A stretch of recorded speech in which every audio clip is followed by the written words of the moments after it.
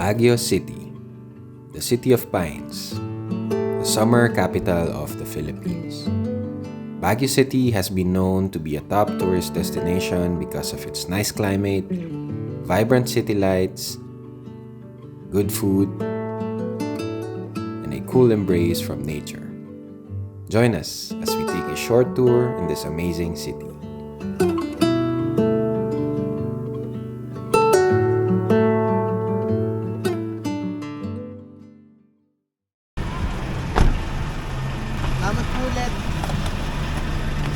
Dito na kami sa Baguio City. Welcome to video number 3. Mega Tower 4. Okay, so anong floor tayo? Mali. Dito kami sa 7th floor. 22 daw. Parang deeper. 7th floor.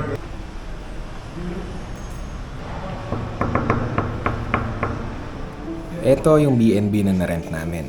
Minimalist style lang siya at merong konting pagka-Japanese yung vibe niya. 4,500 pesos yung kuha namin dito per night. Good for 7. Has 2 bedrooms and 1 toilet. Few minutes walk lang siya papunta sa Session Road kaya it's really a fitting place to stay within the city.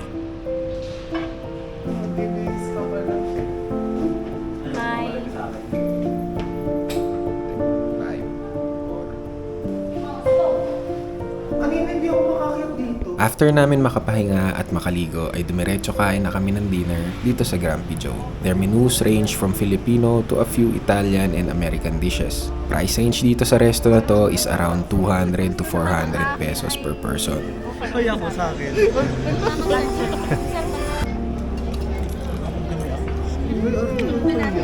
Ano naman ito? Tapos lang namin kumain. Punta kami ngayon sa Session Road. Lakad-lakad lang kami sa Session Road. Okay, napag-decision na sa session. Session Road. Session Road.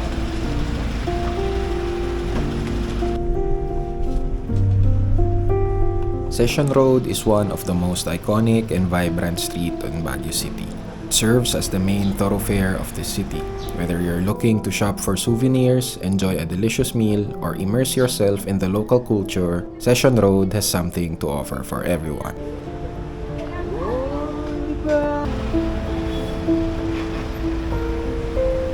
Hintay namin mag-open yung night market at 9 PM. Dito kami sa end ng Session Road. Malapit sa Burnham.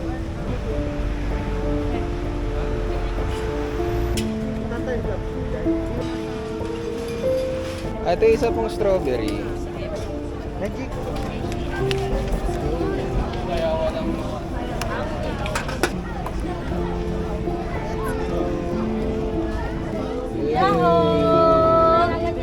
Yan, ubos yan.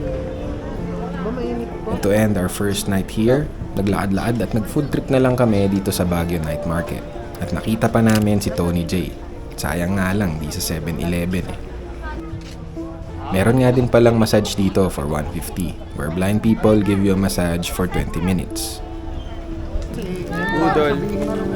Pakita mo nga yung budol mo. Hey! Let's go! Baril. Sa kanya yan ha, sa kanya. Laki-laki na niya eh. Hindi ko naman tinatanggi. Very mature. Very much. It's only not to touch the light. I never thought that you would be the one. I couldn't breathe. We just Sige, Hungarian sila. Hey guys, good morning. It's already 11 AM. Medyo mas napasarap yung tulog namin. Today we're gonna visit few places here in Baguio.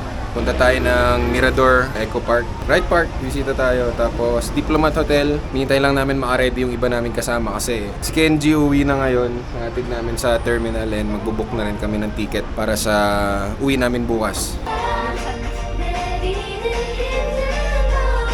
Ano ba naiiwan ko? Iwan na naman kami nito. Late na nga siya sumunod, siya pa yung una aalis. Timawa. Hey guys, so change of plans. Hindi namin mahatid si Kenji. Hindi kami kasamang dalawa ni Ibi. Maghatid na lang sina Harvey and magmi-meet na lang kami somewhere kasi pupunta pa kaming Mirador. Pasyal kami dun. So yeah, let's go there by taxi.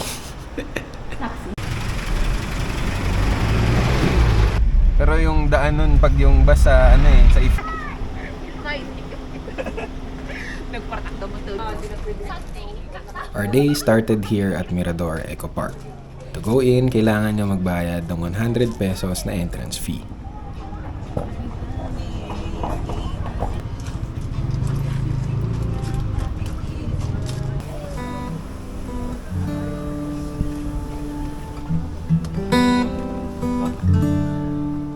The first section of the park is the Arashiyama Bamboo Grove, which was inspired by the Arashiyama Bamboo Grove in Kyoto, Japan.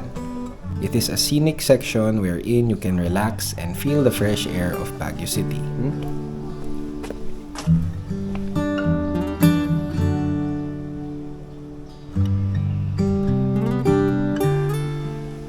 The trail then leads to the Upper Rock Gardens, wherein you can see some rock formations in the hill of Mirador and take a glimpse of some other hills beside this.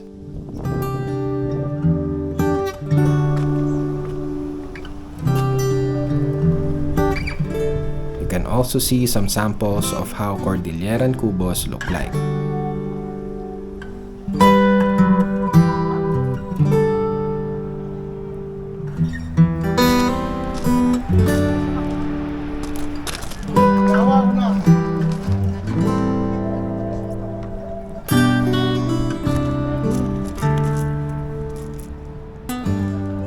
At the very top, you'll arrive at the iconic bell where you can admire the vast mountain lands of Baguio City.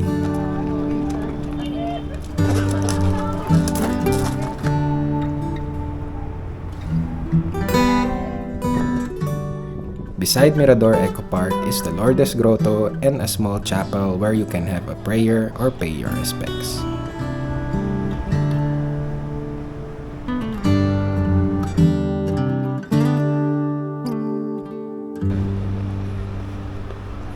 Start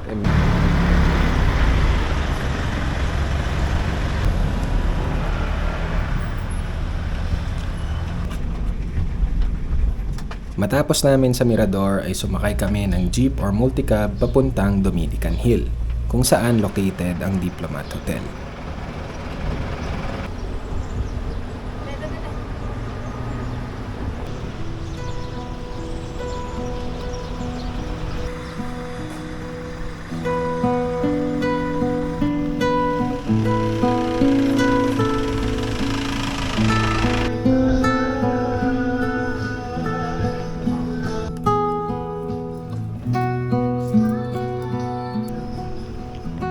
Diplomat Hotel holds a significant historical and cultural legacy.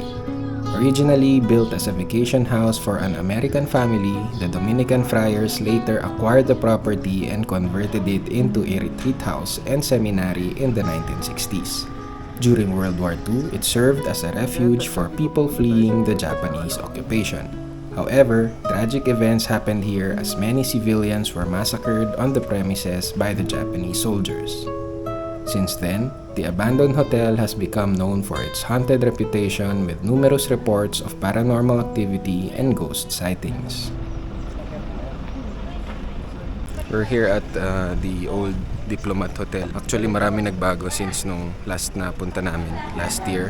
Siguro ini-improve nila lalo yung condition kasi luma na talaga siya. So, ngayon may mga gate and all na. Tapos may mga maintenance na naglilinis sa loob, which is before dati wala na.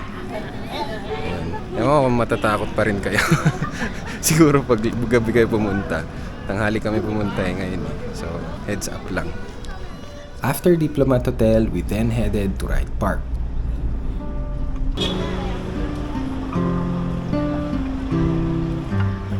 It's a scenic park located within the city and in front of the mansion. It's known for its beautiful scenery, horseback riding activities, and picturesque surroundings. Taas.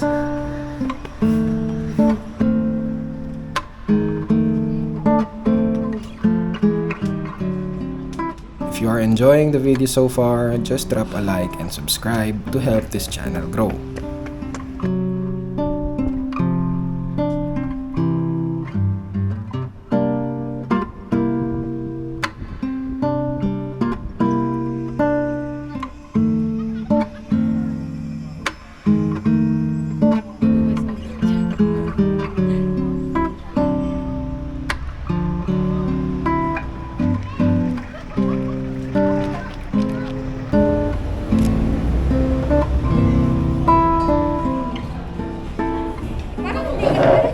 guys, nandito kami tumambay ngayon sa Foam Coffee for almost 3 hours. While nag-shoot ako ng first-person POV video ng street photography sa Session Road at Burnham Park. Watch nyo na lang dito. Ngayon pupunta kami ng SM Baguio. Nag-book lang sila ng Grab. Tapos doon na lang kami mag-suspend ng rest ng gabi namin bago kami umuwi bukas ng umaga. See you there. Transaction.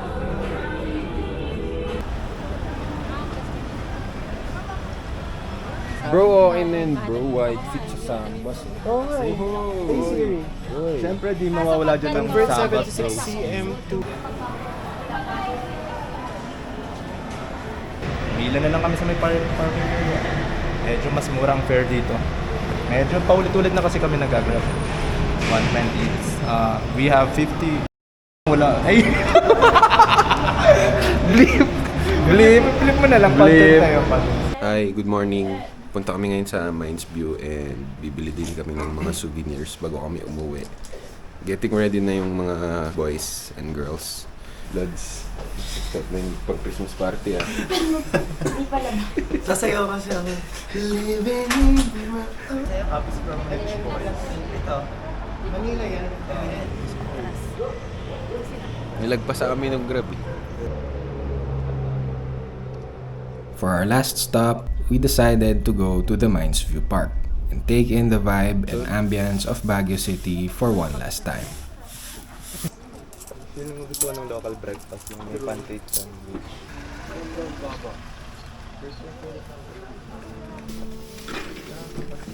Ayun. Yung oras mong...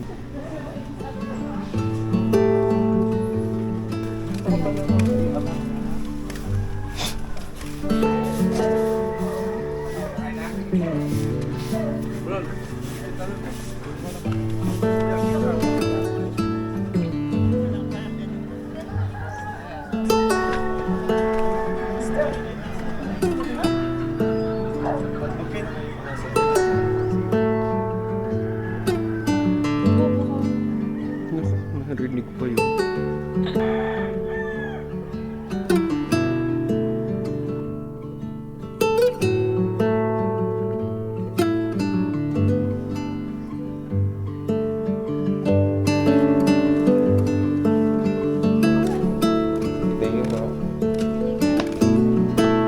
Parsley, thyme, 50 pesos sana, buhay naman o kaya. So, nag-start na kami bumili ng souvenirs at mga pasalubong. Sinimulan na namin dun sa mga herbs, cooking herbs, tsaka strawberry plant. Ngayon, strawberry hunting. Masarap din dito yung ube jam nila dun sa Good Shepherd.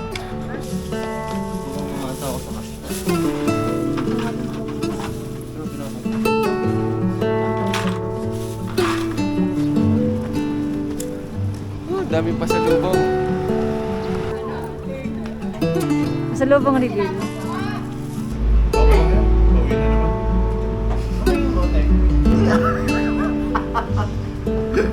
Hindi siya ma...